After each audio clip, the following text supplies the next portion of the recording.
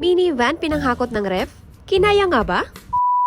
Magandang araw mga kalakwatsero! For today's adventure, samahan nyo kami dito sa Tondo, Maynila para bumili ng refrigerator para ilagay natin sa ating pinaparentahang kondo. And yes, as usual, pagka-park namin, mayroon po ulit nagtatanong sa atin kung saan makakabili ng minivan at kung magkano daw ang kuha. Pero syempre, gagawa ulit tayo ng panibagong video para dyan, para may iba ulit kayong papanoorin. Sayang ang dollars. Charing. So ayun na nga, napadpad nga kami dito sa may Tondo para makakuha ng affordable na ref.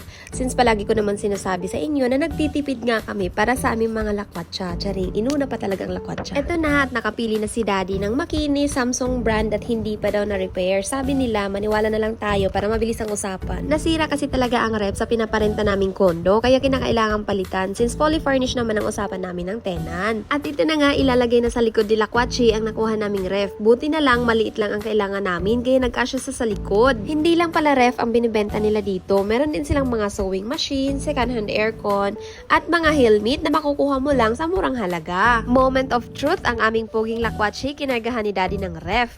Balikan dahil kinuha namin yung sira at binigay din namin sa kanila. Baka magamit pa nila at wala din po kasi kaming matambakan dito sa bahay. Kaya nga din hindi kami pwedeng kumuha ng mas malaki dahil fix ang lagayan dito sa kondo. Kaya tamang-tama lang din yung sukat ng nabili natin at kasyang-kasya din siya sa minivan. Pabalik na nga kami nito sa Tondo para ihatid yung sirang ref. Nagutom na nga din kami kaya kumain muna kami ng dinner dito sa may Mang Inasal Malate para naman makapag-only rice at masulit yung pagod sa pagbubuhat. Yung minsan ka na nga lang din makakadaan ng Jones Bridge sa gabi pa, pero legit yung sinasabi nila na breathtaking ang view dito. View lang, wag muna natin pag-usapan ng amoy dahil wala naman din akong pang-amoy. O siya, hanggang dito na lang muna. Hanggang sa susunod na kabanata ng ating buhay-buhay. Please like, comment, and follow.